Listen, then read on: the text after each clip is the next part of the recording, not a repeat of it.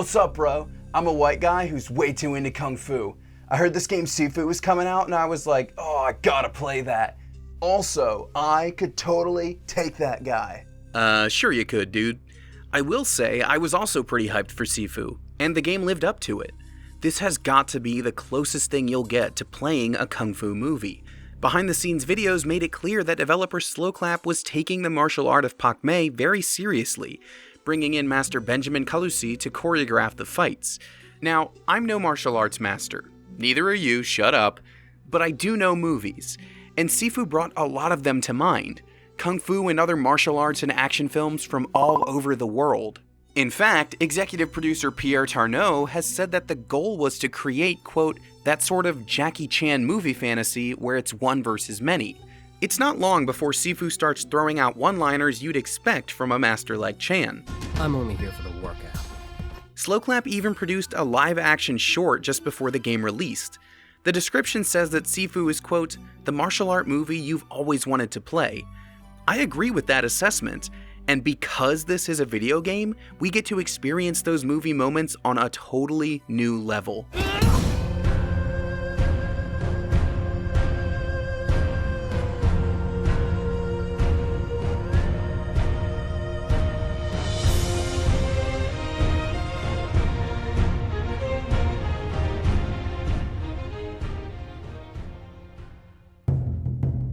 Before we can get into the plot of Sifu, we need to break down how it works. Our hero is the child of a Sifu, or master, who's killed off at the beginning of the game. Cue the revenge quest of killing the guy who killed your dad. You gotta love a perpetual cycle of violence. That's the gameplay loop though, taking out all the lackeys in each level until you reach the boss.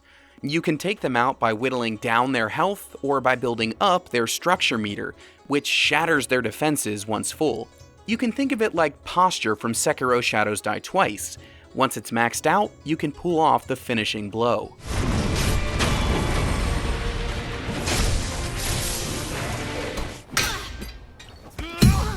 But before taking control of the hero, you witness your father's death at the hands of the villain. In fact, you cause it. The tutorial level puts you in control of Yang, the game's final boss. Yang makes his way through your father's Wuguan, aka training ground, taking out his pupils and ultimately putting down the master himself. Many a martial arts film kicks off like this, with the death of someone important to the hero. Enter the Dragon, Fist of Legend, Fist of Fury, Hard Boiled, Riki-Oh. They all start with the deathly end of a close relationship. Oh, yo, I love those movies, bro. I got them all in HD DVD. And this is where Sifu starts to give you a different experience from what those movies offer. When you watch them, you can feel empathy for the hero because of their loss. When you play Sifu, you're the one causing that loss in the first place, and you need to make it right. There's such an impact knowing that your own actions, even if motivated by just wanting to play the game, are the kickoff to this tale of revenge. That's what those movies are all about. Enter the Dragon, Fist of Legend, Fist of Fury, Hard Boiled, Riki-Oh. They're revenge movies. And so, revenge becomes the main thrust of the game. The opening credits see our hero training, imagining what it will be like to take down each person responsible for this tragedy. Again, it's the interactivity that makes this feel special. You don't just imagine the fights, you play them out. We get a brilliant combination of staff credits and additional tutorials as the Rogues Gallery is introduced. Fajar the Botanist, Sean the Fighter, Kuroki the Artist, Jin Feng the CEO, and Yang the Leader. Letting us play through the typical training montage is such a smart start to the game. I mean, I used it for the title card of this video. Oh, you know what? I'm gonna take that back. I couldn't take any of these guys. Yeah, that's what I thought. Once our hero completes training, it's time to set out for the 5 hideouts and start getting revenge. It's the presentation and layout of these levels that bring more martial arts films to mind. As soon as I laid eyes on the first stage, the squats, I was reminded of Pigsty Alley from Kung Fu Hustle, a movie that's full of references to other films already. The rundown quality of the apartments, the square stairs running up to each floor of the building, it's the kind of setting that starts our adventure on the low end of the economic ladder. As later levels and bosses come into the picture, Sifu plots a course through higher and higher socioeconomic tiers. Some of the most rundown parts of the squats even remind me of the shantytown from Police Story, though no one's driving a car into it like Jackie Chan did. It's only a few rooms into the squats that we get what I view as the most obvious movie reference in the entire game. The second I opened the door and saw this green hallway, I knew what was coming. If you haven't seen the South Korean film Oldboy, you're about to experience one of the most iconic action scenes in movie history. I'll just let it speak for itself.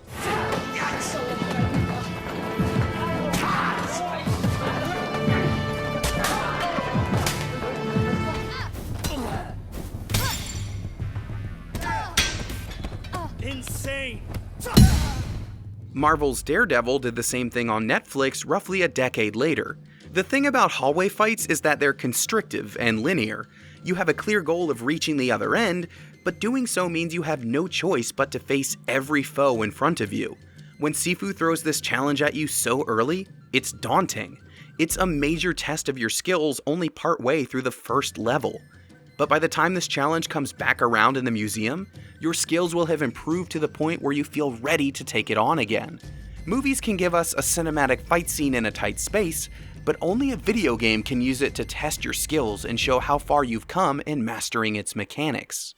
Any Keanu Reeves fan who reaches the second level will probably have the same thought I did. When I first entered the dance floor of the club, I saw the flashing lights and heard the pulsing music, and I couldn't help but think about John Wick. There are no guns in Sifu, nor should there be, but the same situation unfolds. I burst in and cause a scene as I take out all the guards standing between me and my target, and it feels so satisfying to do it.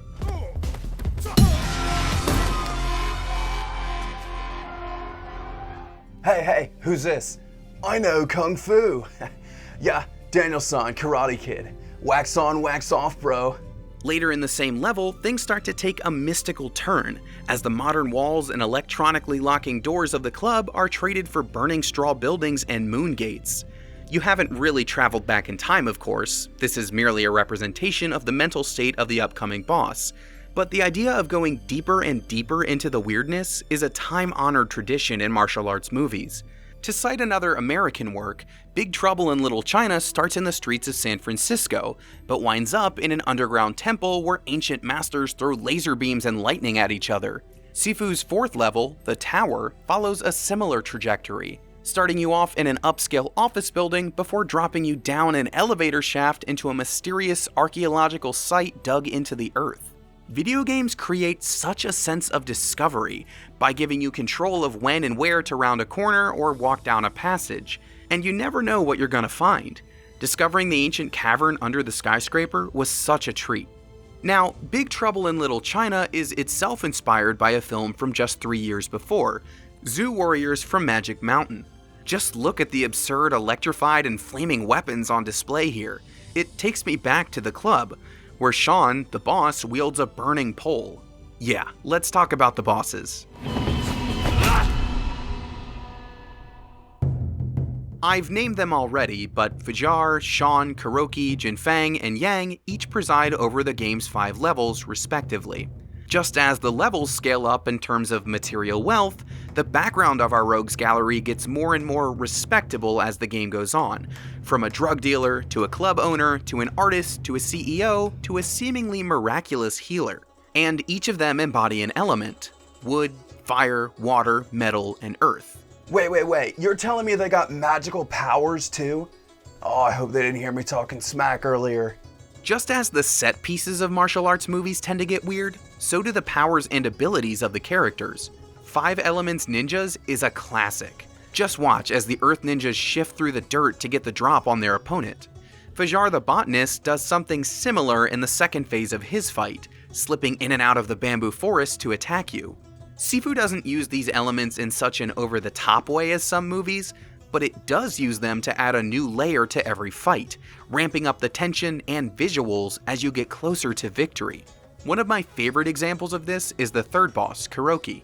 Your fight against the artist starts in the snow, a direct reference to the 1973 classic Lady Snowblood. Sloclap literally named the trophy from her boss fight after the movie. The fight moves into a watery arena for Phase 2, and Kuroki begins to move with a grace that embodies the greatest Bruce Lee quote of all time. Now water can flow or it can crash. Be water, my friend. Just like in Fajar's fight, this new moveset raises the challenge for the player. Kuroki dances around with her blades, stabbing when she's up close and throwing them in waves from a distance. If you're just passively watching a kung fu movie, you can certainly tense up when the villain gets stronger or reveals some new technique. But when you're playing Sifu, this power-up is an active obstacle for you to overcome. There's no sitting back and watching the hero figure things out. You have to learn the boss patterns and overcome them yourself. That level of engagement only comes with video games, and it's why I get so much satisfaction from beating each of Sifu's bosses. Hey, game recognized game. Respect, bro. Hey, speaking of white guys, there is an important issue to touch on before we close this thing out. You might have noticed from the behind the scenes footage at the beginning of this video that there were no Asian people. And you'd be right to think that's odd. Sloclap may have made strides to be authentic in its development, and its homages are clear. That Bruce Lee quote was even directly used to promote the game on Twitter, but that doesn't change the studio's makeup. Ki-Hoon Chan articulates this in an article at The Gamer better than I ever could, so I would defer to that piece if you want to learn more about why this approach is potentially problematic. Sloclap did of course cast appropriately for its live-action short, but what if you, the player, still have apprehensions about the game?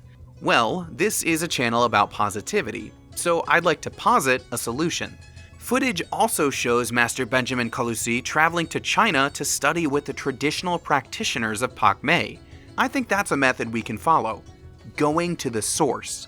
You might have been reminded of the Oren Ishii fight from Kill Bill when I talked about Kuroki before. And director Quentin Tarantino is very upfront about the films he loves and takes inspiration from. There's a direct line from Lady Snowblood to both Kill Bill and Sifu in that sense. Tarantino also happened to be president of the jury at the Cannes Film Festival the year Oldboy debuted there. This shared history is something to be celebrated. Don't just take a game like Sifu at face value.